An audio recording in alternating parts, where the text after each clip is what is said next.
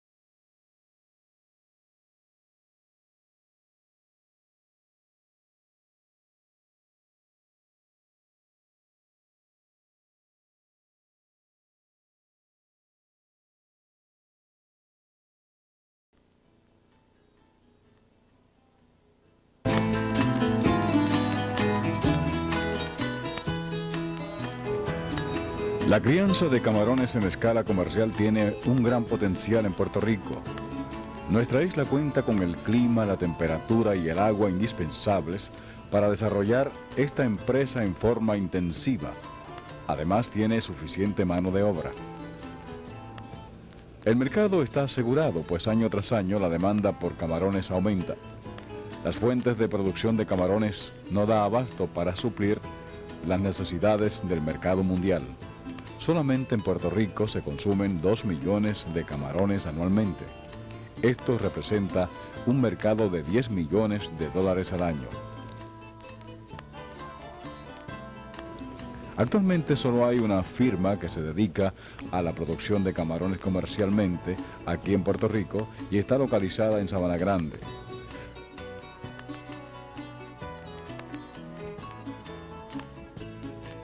La especie de camarones que se cultiva en Puerto Rico viene del suroeste asiático y se cría en agua dulce.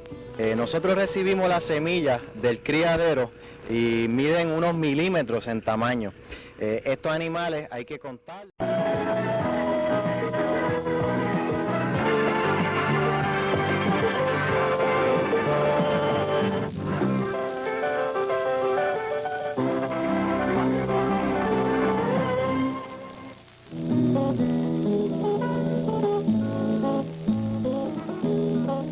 En el pueblo de Lajas, a 22 millas al sur de Mayagüez y específicamente en el área de La Parguera, se encuentra la isla de Magueyes.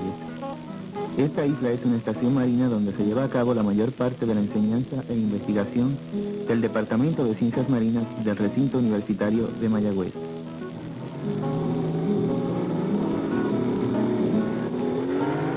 Una vez se llega al área de La Parguera, el acceso a Magueyes es fácil y rápido las 24 horas del día, gracias al sistema de turnos para transportar pasajeros en botes establecido por el Departamento de Ciencias Marinas.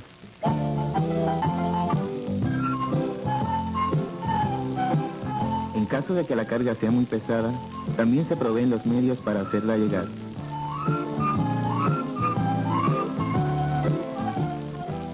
Inmediatamente se llega a la isla, salen al paso iguanas de 2 a 3 pies de largo, estableciendo su supremacía entre la fauna del lugar. Estas iguanas provienen de Cuba y quedaron en Magueyes al trasladarse del zoológico a Mayagüez. Aunque la variedad y cantidad de otros animales terrestres es mínima, siempre se pueden encontrar ciertos pobladores imprevistos.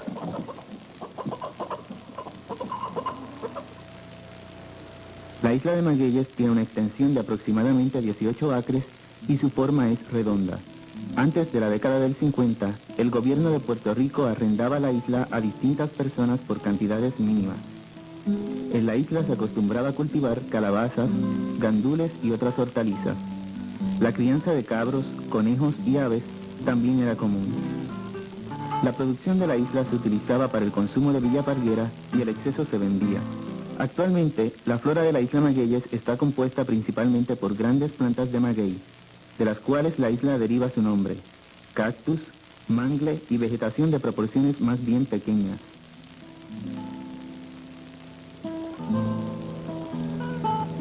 A principios de la década del 50, el gobierno cedió la isla a la Universidad de Puerto Rico.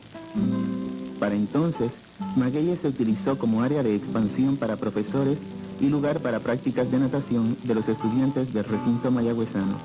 Más adelante se estableció el Jardín Zoológico de Puerto Rico, dirigido por el doctor Juan A. Rivero, que luego estableció un Instituto de Biología Marina en 1954, con un pequeño laboratorio que aún funciona.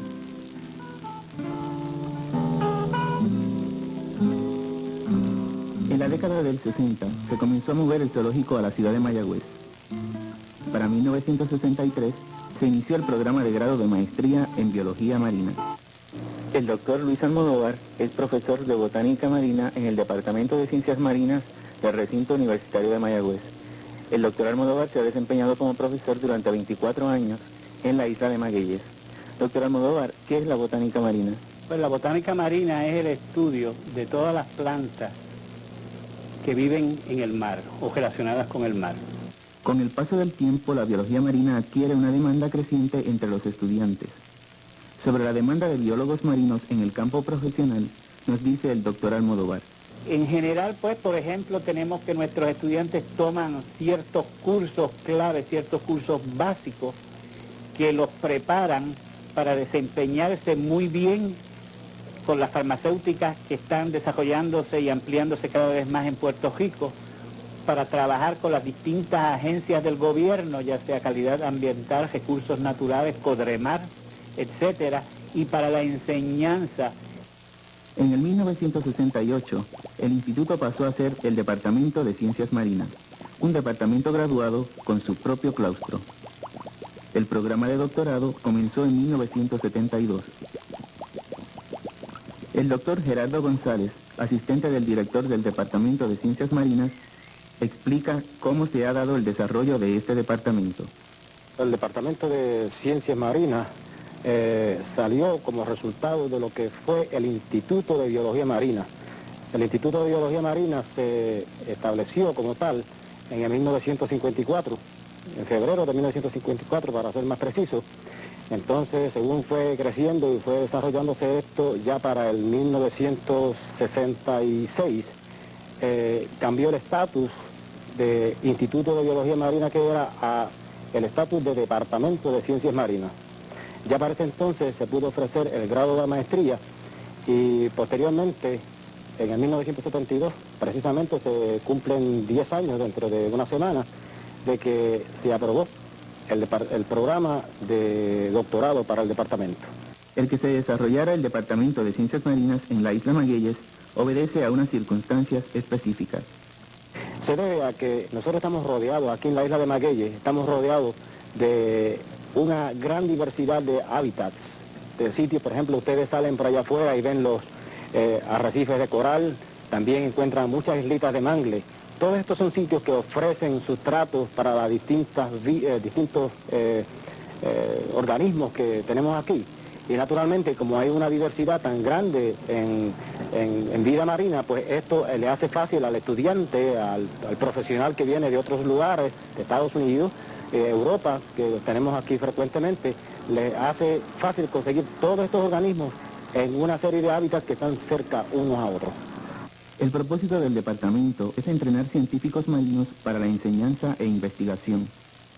Los estudiantes se especializan en áreas de biología, física, química o geología oceanográfica, biología pesquera, acuacultura o en alguna área de biología marina.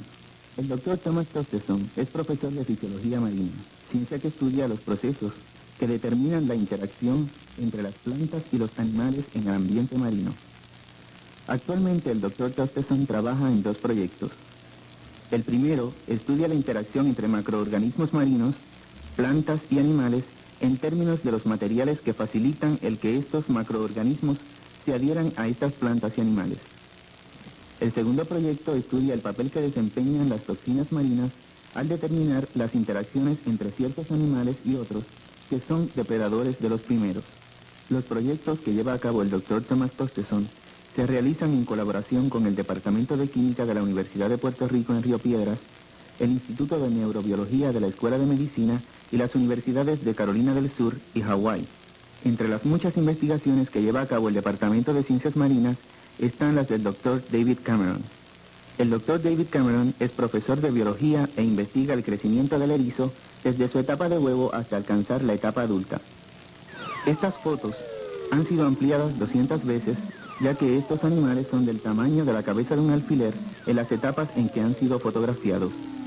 Las mismas forman parte del trabajo del Dr. Cameron. En la primera foto se observa la larva de una estrella de mar que está extendida según nada en el agua.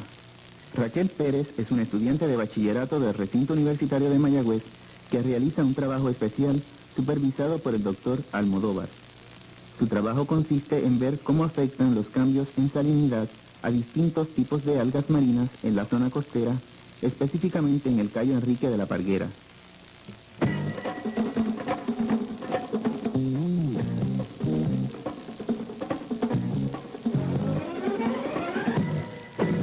El señor Prudencio Martínez estudia el doctorado en oceanografía física y su tema de tesis se desarrolla en torno a la óptica submarina.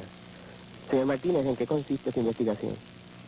Mi investigación consiste de hacer medidas de la transmisión de la luz en el agua, a diferentes profundidades, para ver cómo es que se comportan diferentes partes de la luz, o sea, el espectro, desde el violeta hasta el infrarrojo, cómo se comporta debajo del agua. La investigación que realiza el señor Martínez no se ha llevado a cabo nunca antes en el Caribe.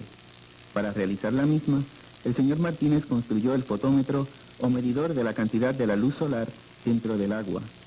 También fabricó una especie de computadora o almacenadora de la información que recoge del fotómetro.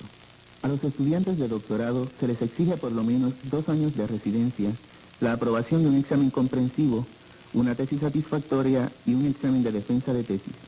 René Revuelta es estudiante de doctorado con especialización en fisiología. Actualmente, René trabaja en una investigación en colaboración con el Dr. Tosteson y la misma forma parte de su trabajo de tesis.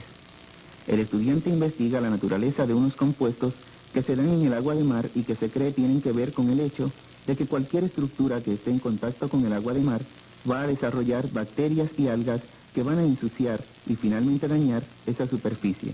El trabajo consiste en aislar estos compuestos y examinarlo químicamente para ver cuál es la naturaleza de estos compuestos.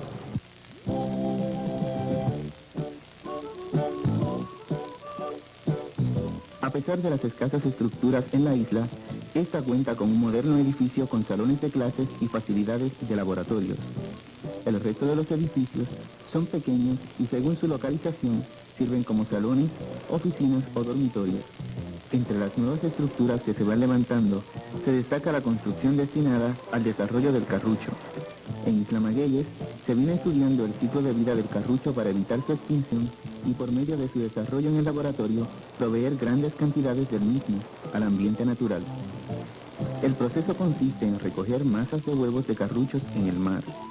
Estos nacen en etapa de larva y se alimentan de fitoplancton, que son algas microscópicas que se pueden cultivar en el laboratorio. Entre 15 a 18 días ocurre una metamorfosis en la larva y pasa a ser un carrucho juvenil, el cual come macroalgas que se obtienen en el mar.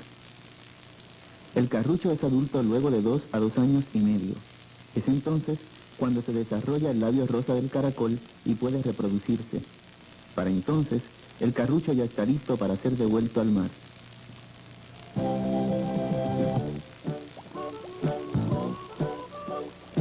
El Departamento de Ciencias Marinas de la Isla Magueyes cuenta con cómodas facilidades de investigación y enseñanza. Tiene equipos sofisticados tanto en la estación marina como en el recinto de Mayagüez. Además, posee una biblioteca especializada en publicaciones de ciencias marinas. El departamento también cuenta con varios barcos de investigación, entre los que está el Crawford, de 125 pies de eslora. Este barco se utiliza en la investigación científica por tener facilidades de laboratorio. En su interior puede acomodar unas 23 personas y la tripulación. Otras embarcaciones grandes son el Gaviota, el Pesmar y el Medusa, este último de 60 pies de eslora. Estos barcos han hecho travesías hasta Santo Domingo, Culebra, Vieques y los alrededores de Puerto Rico. El Crawford ha llegado a internarse en las aguas de Venezuela. Además, hay una serie de embarcaciones pequeñas para uso inmediato de profesores y estudiantes. En el área de oceanografía se destaca una investigación sobre contaminación con petróleo. Dentro del programa de Ciencias Marinas del Recinto Universitario de Mayagüez se destacan 2 programas de investigación dirigidos por el doctor Jorge Corredor, quien es oceanógrafo químico. Doctor Corredor, ¿en qué consisten estas investigaciones? Bueno, nosotros ahora mismo estamos llevando a cabo un programa de muestreo de contaminantes de hidrocarburos de petróleo en esta área.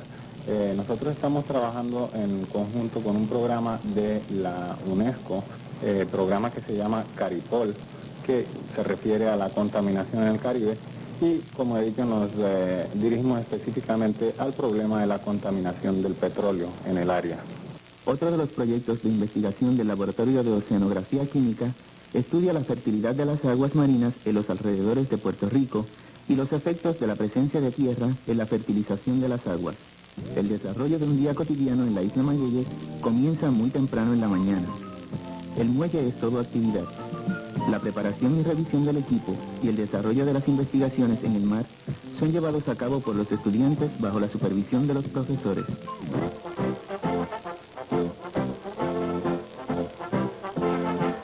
Para la realización de este documental, acompañamos al doctor Jorge Corredor con 3 de sus estudiantes cuando se dirigían a recoger muestras de petróleo flotante en el área. A la vez, se recogerían muestras de sedimento para analizar su contenido orgánico como parte de la investigación que realiza un estudiante de maestría. Los preparativos para el viaje comenzaron a las 8 de la mañana, aunque el equipo de producción estaba en el Pesmar una hora antes.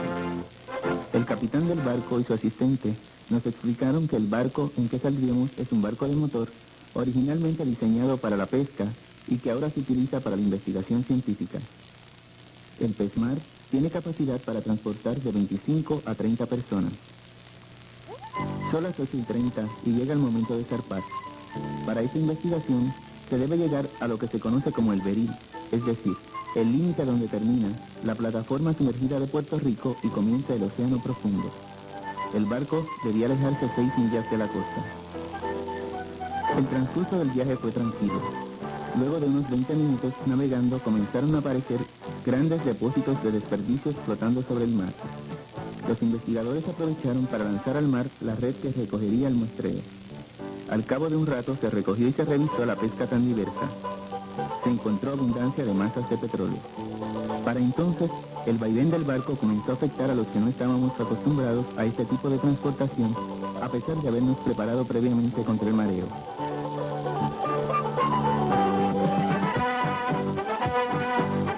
Nos acercamos un poco a la costa para buscar las muestras de sedimento. Para esto, los estudiantes y el doctor Corredor se sumergieron a más de 60 pies de profundidad. Los 12 minutos que estuvieron sumergidos sirvieron para probar la resistencia al mareo de los invitados a bordo. Cuando por fin se recogieron las muestras y se dio la orden de regresar, fue un alivio para los mareados tripulantes. Una vez en tierra, el trabajo no termina. El equipo debe ser cuidadosamente transportado hasta el área donde se limpia y se le da mantenimiento. Los tanques de oxígeno conllevan de por sí un cuidadoso y extenso proceso. Una vez los tanques de oxígeno se traen a tierra, se exige que se laven inmediatamente con agua dulce, se sequen y se recarguen de aire para prevenir cualquier emergencia. Al momento de recargar los tanques, estos se sumergen en agua para mantener un balance adecuado entre temperatura y presión. De esta manera se evitan riesgos innecesarios. Como una experiencia en alta mar nos pareció suficiente, desde entonces nos dedicamos a las investigaciones que se llevan a cabo en tierra. Fue así como nos enteramos de la interesante investigación que lleva a cabo el Dr. Douglas Shapiro, profesor de biología marina y quien estudia específicamente el comportamiento animal. Actualmente el Dr. Shapiro investiga el cambio de sexo en ciertos peces. Alberto Sabat, estudiante de maestría y asistente del Dr. Shapiro en esta investigación, explica cuál es el fin de la misma. El hermafroditismo es más común entre los peces de lo que se pensaba antes. Porque hay muchos grupos de peces que son hermafroditas, ya sea unos nacen todos hembras y cambian a machos como esta especie, otros nacen machos y cambian a hembras, y otros también funcionan al mismo tiempo como machos y hembras. Y esto es un fenómeno bastante común en los peces que yo diría en los últimos 30 años que se ha venido a realizar. Lo común que es entre los peces y se está estudiando por eso. Miguel Figuerola es otro estudiante que participa en esta investigación. Sobre las causas que inducen el cambio de sexo en los peces nos dice: Originalmente se plantearon varias alternativas. Podría ser ser un aspecto visual, es decir, el hecho de que las hembras vieran al macho y inhibiera el cambio, o podría ser también alguna sustancia química, hormonas en el agua, o en tercera instancia podría ser el mismo comportamiento del macho sobre las hembras, lo cual tiene una influencia marcada y posiblemente sea el factor limitante en el cambio de sexo. Los peces que se utilizan en la investigación provienen del Indo-Pacífico y pertenecen a la familia de los meros. Estos peces fueron escogidos porque forman grupos sociales estables. Su tamaño pequeño hace más fácil su mantenimiento, así como que son fáciles de diferenciar en cuanto a su sexo. El macho en esta clase de peces es rojo y es generalmente el más grande, mientras las hembras son amarillas o doradas y ligeramente más pequeñas.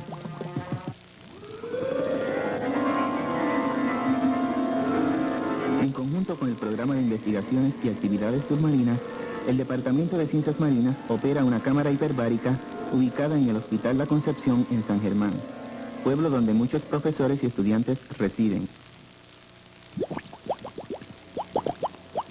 La cámara hiperbárica es un equipo diseñado para descomprimir pacientes que han enfermado por estar sumergidos a grandes presiones bajo el agua por algún tiempo. El doctor Luis Torres Oliver, director del Hospital La Concepción, explicó que cuando un accidente de esta naturaleza ocurre, burbujas de nitrógeno del pulmón se pasan a la sangre. Estas burbujas de nitrógeno afectan los músculos y pueden afectar el cerebro y otros órganos. El tratamiento para estos casos dura varios días y se administra cada cierto número de horas.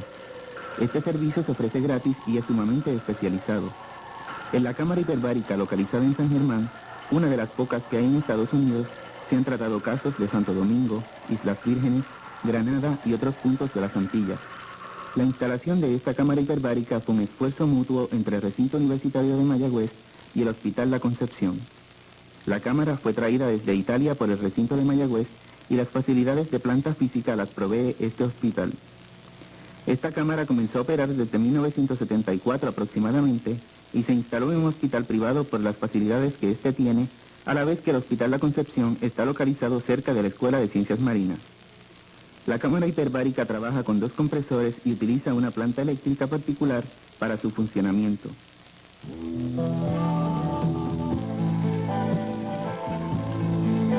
Las facilidades, la tranquilidad y la belleza que ofrece la isla Magueyes para el estudio de las ciencias marinas son únicas. El paso del tiempo no interrumpe el avance de uno de los campos científicos más excitantes y fascinantes que se desarrolla en una pequeña islita al sur de Puerto Rico.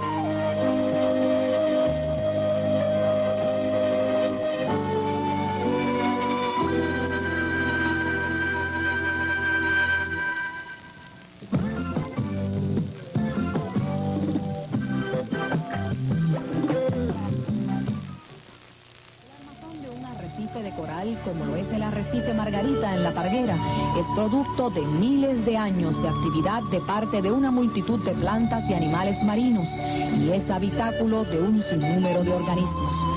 Evidencia de la interdependencia de estos organismos y de la fragilidad de estas comunidades marinas es la misteriosa desaparición alrededor del 1984 de los erizos diadema de toda la cuenca del Caribe. La desaparición, quizá debido a una epidemia de casi todos los erizos que se alimentaban de las algas del arrecife y mantenían su superficie limpia, ha tenido repercusiones que ya se pueden observar.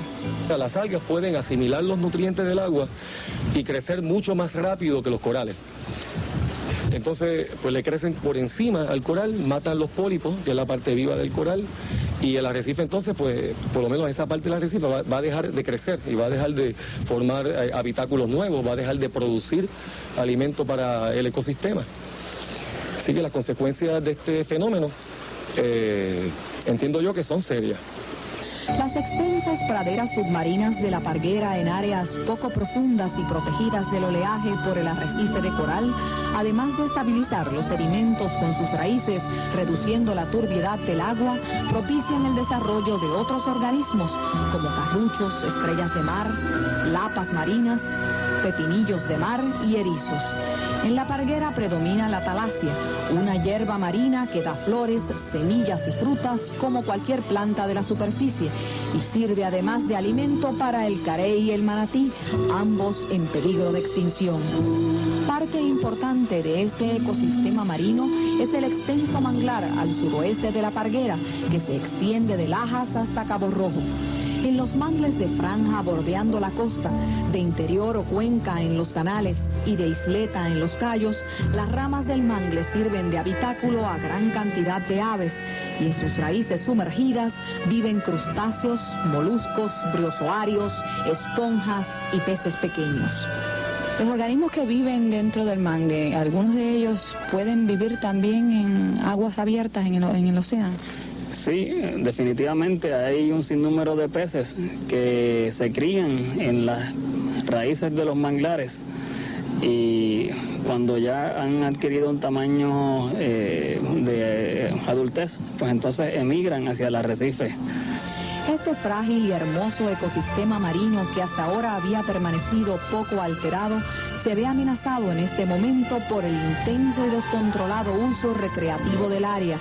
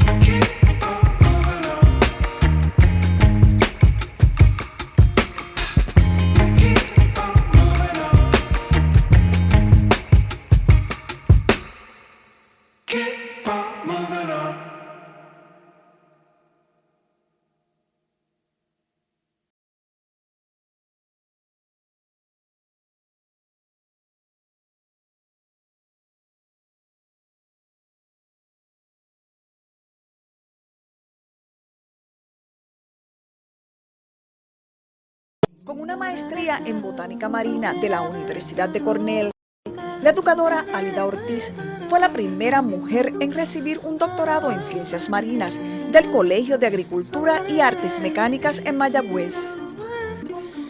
¿Cómo fue allá para los 50 cuando era usted estudiante en el colegio? Muchos de los cursos en los cuales yo estaba en esa época, en realidad yo era la única mujer en el curso, especialmente el primer curso de biología de campo que se da en el Colegio de Agricultura y Artes Mecánicas de ese entonces, donde hicimos muchísimas de los inventarios sobre el monte del estado y los diferentes ecosistemas. Yo fui la primera mujer que participó en ese curso. Luego, y es casi 15 años más tarde, cuando me graduó de Ciencias Marinas, también soy la primera mujer que obtiene ese grado en la Universidad de Puerto Rico. Así es que en ambos espacios, en el trabajo de campo y en el trabajo de estudios de la naturaleza, pues sí, yo creo que rompimos espacios, que abrimos lugares para trabajos donde nosotras podemos hacer muchísima aportación. Cuando se inicia el programa de Sea Grande a la Universidad de Puerto Rico, el doctor Arturo Morales Carrión en ese momento es el presidente de la universidad. En esos momentos también obtengo mi doctorado, estoy dando clases en el Colegio Regional de Ponce y me hacen la invitación de trasladarme a Humacao, al Colegio Universitario de Humacao en ese momento, que estaba iniciando un programa de biología marina, el único que todavía existe en nuestra isla. Y ahí comienza el programa de Sea Grande. Y comenzamos el programa de asesoramiento marino, trabajando con pescadores, para preparar mejores pescadores que pudiesen hacer un mejor uso de los recursos pesqueros de la isla, pero nos damos cuenta que aún en el espacio de los pescadores lo importante es la educación. Todavía nuestra educación tiene muchísimo que meterse al mar, que entender el mar y saber que es parte de nuestra naturaleza. De hecho, yo creo que esa es la herramienta principal para ese cambio de conducta, y es la educación no solamente en un curso de ciencias. Me parece que a veces nosotros mismos, los académicos o los científicos, hemos pecado de que el contenido y el saber de la playa y el conocer del mar se lo dejamos solamente a los estudiantes que iban a hacer una carrera profesional en ciencias.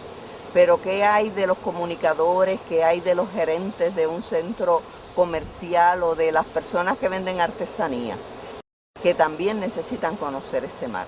Así es que integrar y insertar el elemento de educación ambiental en el currículo es esencial, es impostergable. Nosotros necesitamos ya que nuestro país se adelante a ese siglo XXI y que los elementos de educación ambiental se integren como política pública. Pienso que la mayor satisfacción es cuando entro a una agencia de gobierno que tiene que ver con la conservación o la protección y encuentro 2, 3, 4, 5 estudiantes que compartieron conmigo ese momento maravilloso de aprender, y que aprendimos tanto ellos como yo, que compartimos experiencias buenas, algunas no tan buenas, frustraciones graves, pero que ellos tienen tanta esperanza o más esperanza que yo y están trabajando en lo que dijeron que iban a trabajar. Así es que ese es mi legado. Mi preocupación en el ambiente marino es que no hacemos lo que es necesario con la suficiente urgencia. Es importante tener información científica para protección, pero no podemos esperar a que estén todos los exámenes y todos los experimentos y todos los laboratorios completos para decir que nuestras playas corren peligro, que nuestras lagunas costeras corren peligro, que nuestros arrecifes están amenazados. Hay un elemento en manejo ambiental que se llama el principio de precaución, que dice que en lo que tengo la información tengo que tomar acción.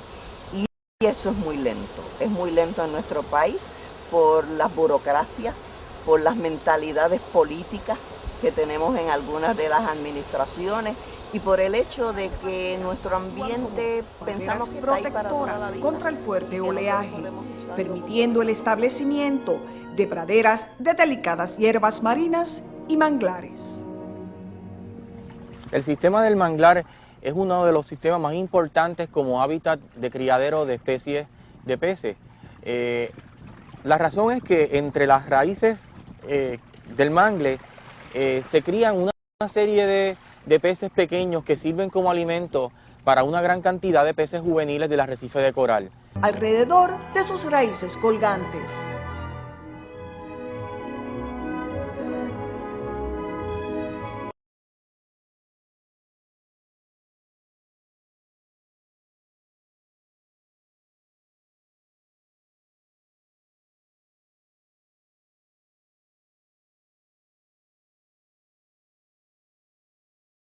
De un organismo que está completamente a merced de las corrientes. Sin embargo, ya a las 2-3 semanas, antes en algunos casos, el pez desarrolla los primeros indicios de una aleta caudal, o sea, la aleta que queda al final del pez, y desde ese momento el pez ya tiene movimientos propios. ¿Existe una diferencia entre las especies, por ejemplo, de arrecife, las estuarinas? Bueno, en realidad mucha gente ha considerado el sistema de arrecife de coral, incluyendo ambientes como el manglar, como las praderas de hierbas marinas, inclusive las interfaces o las fronteras con el medio oceánico, como todo un sistema arrecifal. Y muchas veces se considera eso como un sistema arrecifal. Sin embargo, vemos que los peces tienen preferencia en términos de hábitats. Hablando, por ejemplo, de los peces ya en etapa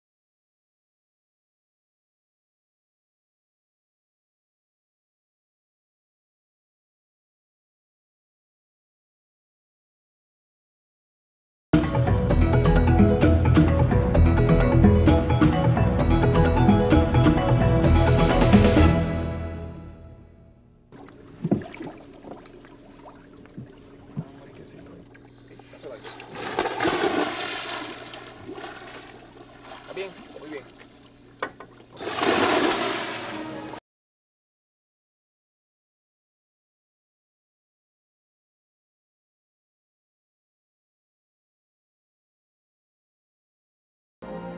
Los arrecifes de coral de La Parguera, sin duda alguna, son los más conocidos de nuestra isla. Una de sus grandes atracciones es el beril, visitado anualmente por buzos de todas partes del mundo. En esta impresionante pared vertical, la naturaleza ha ido cimentando a través de los siglos coral sobre coral. El coral vivo ha seguido creciendo sobre el coral muerto, formando así un espectacular arrecife.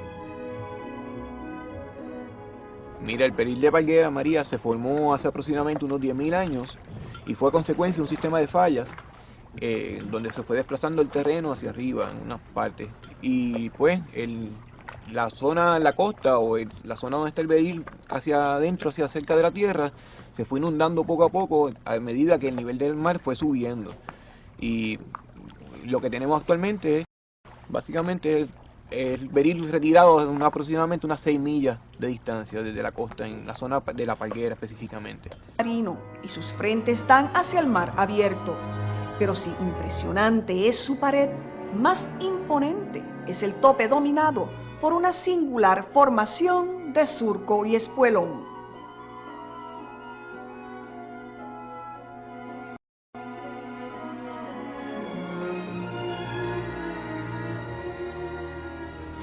Esa área de los cajilones.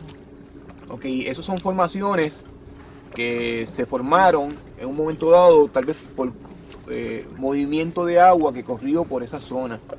Según se forman en los montes y se forman los ríos, que forman unos canales, esa formación básicamente se formó igual, en el mismo estilo. A poca distancia del arrecife de Turrumote, en donde desde el 1984 se propuso crear una reserva marina, se encuentran sumergidos a unos 50 o 60 pies de profundidad los pináculos. Estas montañas de coral de estrella han formado una colonia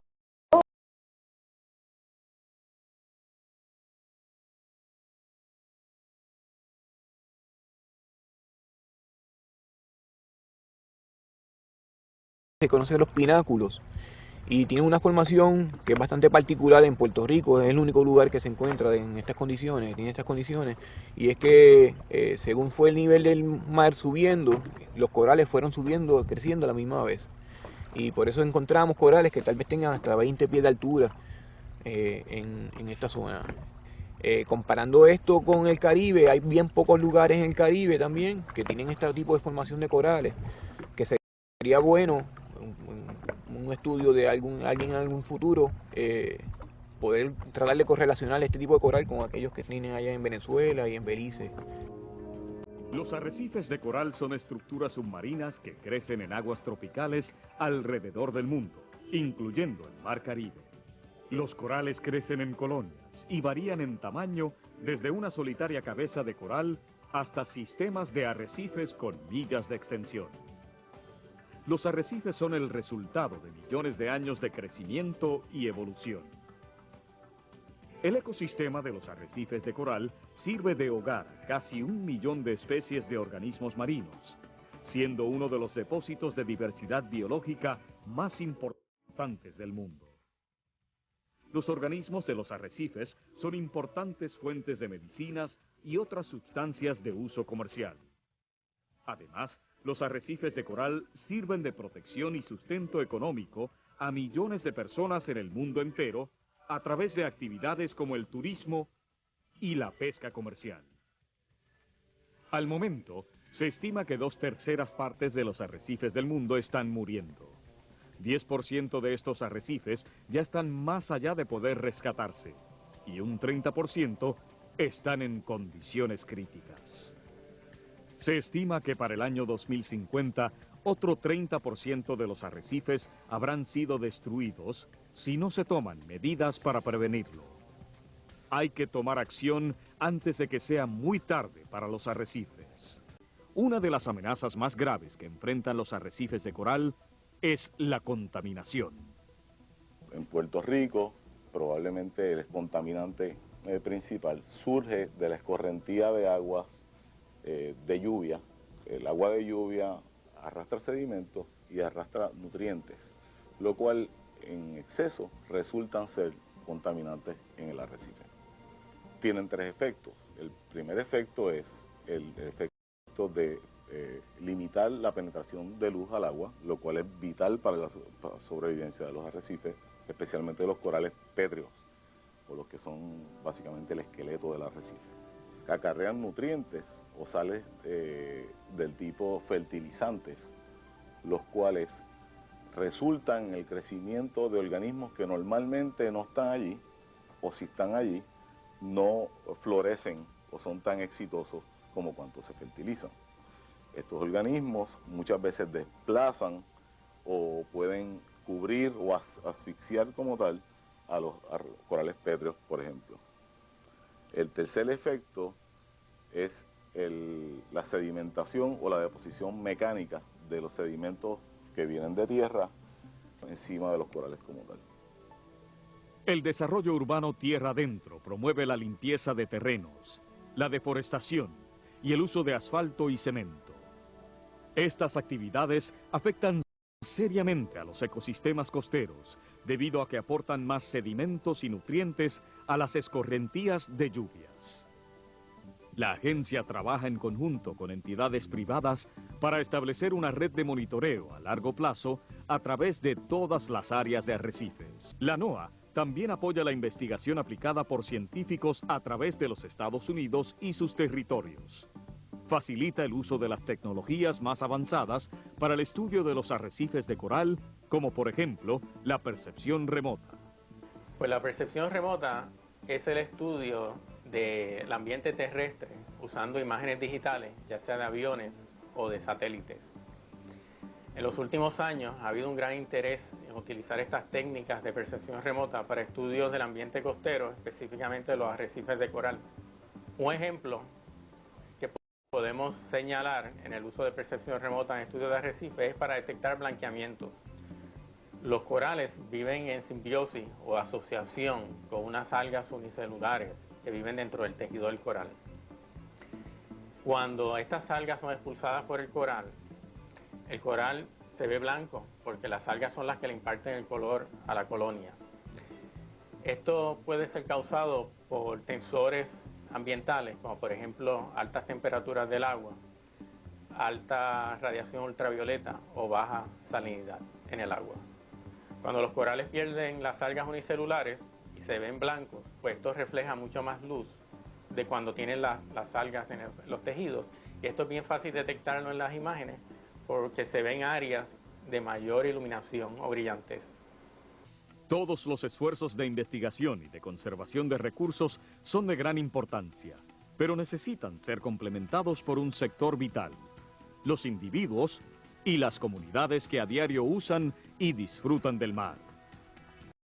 La acción individual y comunitaria contribuye directamente a mejorar la situación de los arrecifes de coral, así como a disminuir el impacto humano. Es necesario integrar los distintos sectores, tales como agencias estatales y federales, los grupos comunitarios y las instituciones educativas del país en los esfuerzos y en los proyectos relacionados a la protección de los arrecifes de coral. El programa iniciativo de arrecifes de coral apoya proyectos de asociaciones comunitarias, grupos de estudiantes, organizaciones sin fines de lucro y otros. Los proyectos deben proveer soluciones a problemas específicos de los arrecifes de coral y sus sistemas asociados a través de alguna de las siguientes: la preservación, la conservación, el manejo y la restauración. Los recursos naturales nos pertenecen a todos y realmente su protección es también responsabilidad de cada uno de nosotros. Las comunidades costeras deben organizarse para poder desarrollar programas de orientación y de educación a la comunidad. Los arrecifes de coral, las praderas de hierbas marinas, los manglares y los humedales costeros son valiosos recursos que hoy enfrentan grandes amenazas. Envuélvase, participe.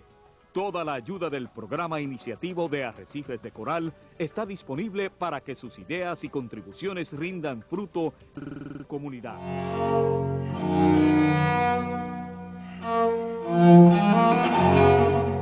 Rodeados del mar y en terrenos anegados de agua salada, crecen unos árboles que tienen la particularidad de sobrevivir en donde ningún otro tipo de árbol puede hacerlo. El árbol de mangle, que vive en suelos con altas concentraciones de sal.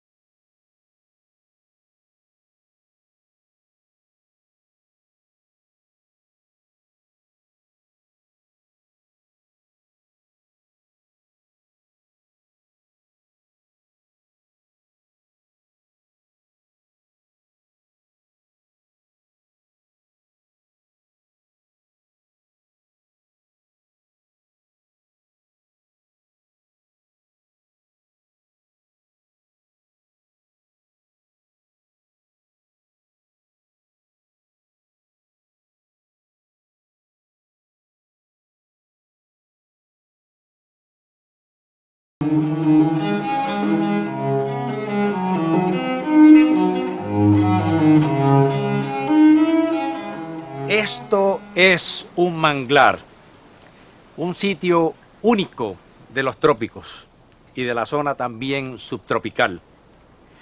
El manglar realmente es un conjunto de plantas leñosas que están en la región entre el mar y tierra.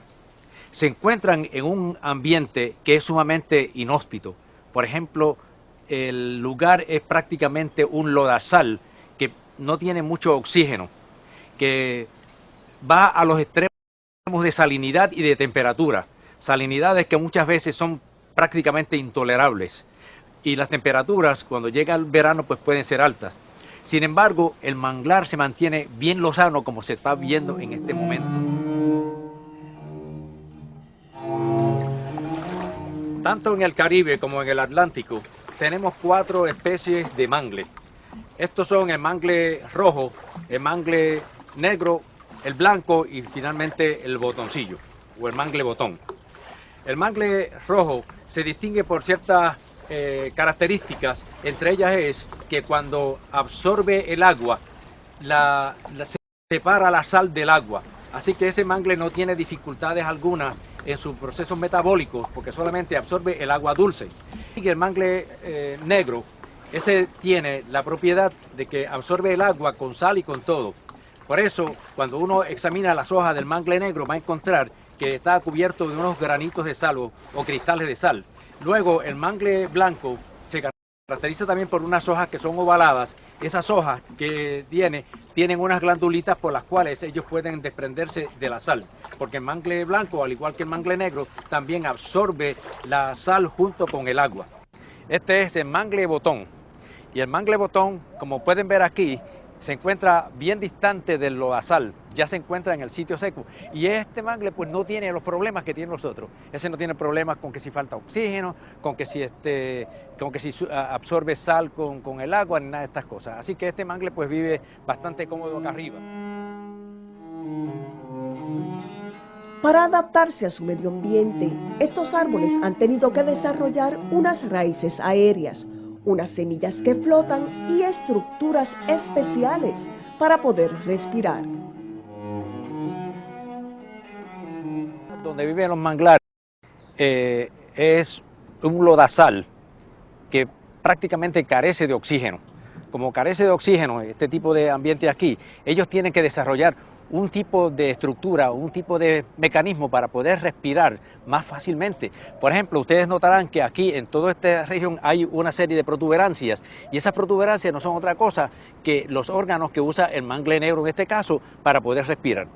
En el caso, por ejemplo, de los otros mangles, el mangle blanco también tiene estos neumatóforos, como nosotros le llamamos, estos respiradores. El mangle rojo, que es el que está más frente al agua, pues ese aun cuando vive dentro del lodazal, pues también tiene unas estructuras que se le llaman las lenticelas, que les favorece el poder intercambiar los gases. En las raíces del mangle rojo nos encontramos asociados a las almejas y a las esponjas que cubren las raíces para protegerlas.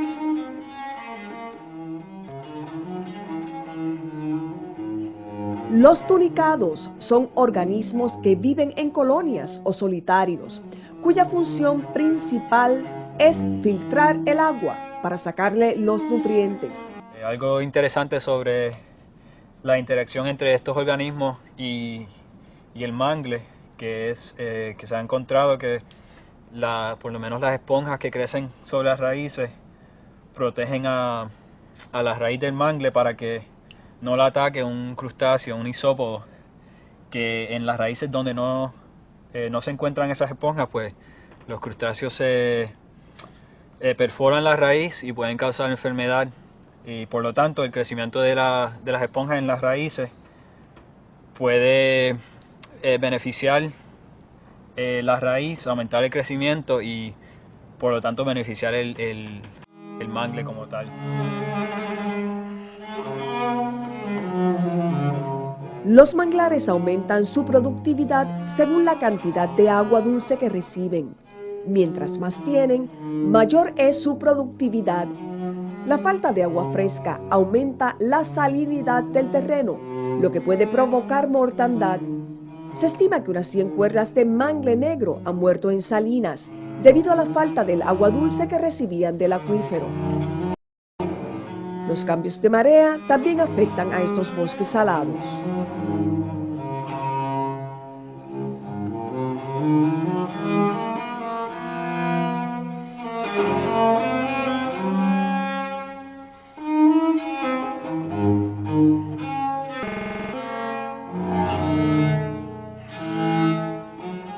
La costa sur-oeste de Puerto Rico posee 996 cuerdas de manglar que representan un 15% del total de áreas de manglar que quedan en Puerto Rico.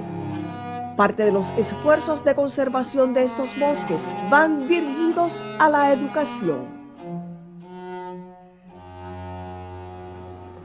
Pues los investigadores del Departamento de Ciencias Marinas llevan a cabo varios trabajos en los cayos de mangle de aquí de la Parguera. El ecosistema del mangle es tan importante que se reflejan esos trabajos a través del espectro de entre los arrecifes, las lagunas, hasta en la bahía luminiscente. Y esos esfuerzos, esas investigaciones, pues están llevando la voz de la importancia que tienen estos ecosistemas aquí en el sur de Puerto Rico. Y para conservación, pues mayormente lo que tratamos de hacer es regar esa voz de la importancia que tienen y cómo podemos hacer para protegerlos. Rutinariamente, estudiantes del departamento llevan grupos bilingües, vienen personas de todas partes del mundo a llevarlos a través de estos manglares para conocerlos y aprender. Definitivamente el bienestar de los arrecifes, que es de beneficio para todos, depende de la interacción de las hierbas marinas, los mangles y los corales.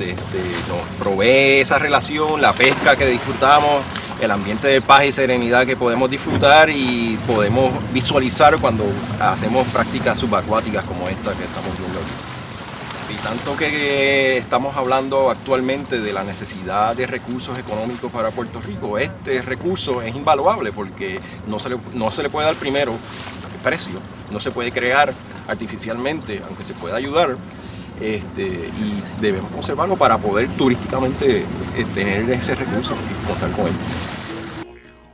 Dentro de este entorno, es muy poca la atención que le prestamos a las hierbas marinas. Sin embargo, estas sirven de albergue y proveen alimento a muchas especies de importancia pesquera y a otras a punto de desaparecer, como los manatíes y el carey de concha.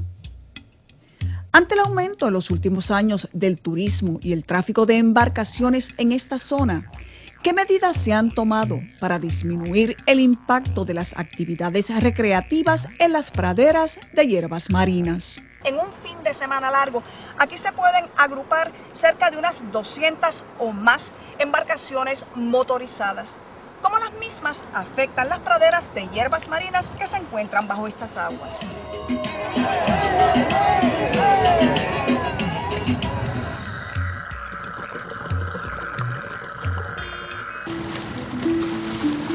Nuestro plan de trabajo para el día de hoy consiste en visitar ciertos lugares donde abundan las hierbas marinas y que a su vez son frecuentados por usuarios de embarcaciones. Estas áreas fueron incluidas en un estudio que cuantifica el impacto de las extensas cicatrices que producen las hélices y anclas. Uno de los objetivos de dicha investigación es proveer información que pueda ser útil en la implantación de planes de manejo o mitigación en las comunidades de hierbas marinas. Hay que señalar que en Parguera existe un proyecto educativo dirigido a la protección de este ecosistema. Se identificó esta zona como un área de impacto mediano de la embarcación en las hierbas marinas. Estas boyas son diferentes a las de amarre porque lo que se trata de hacer con ellas es indicarles a los dueños de embarcación que traten de ser cuidadosos cuando pasen por aquí, versus las de amarre, que son efectivamente para que esos mismos dueños se amarren sin causar daño tirando anclas.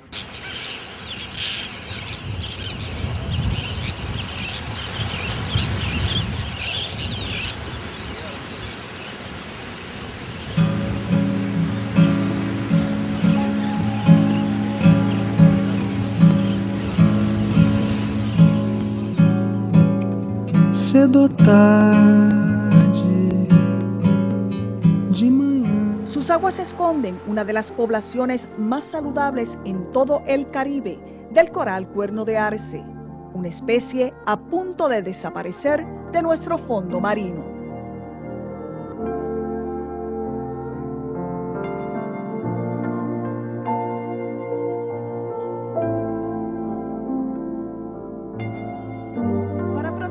Este importante recurso se ha propuesto la creación de una reserva marina. La importancia ecológica de las reservas marinas o áreas protegidas para la pesca es que tienden a revertir un proceso de sobrepesca que ha culminado en un cierto desbalance de lo que se conoce como la integridad ecológica del arrecife de coral.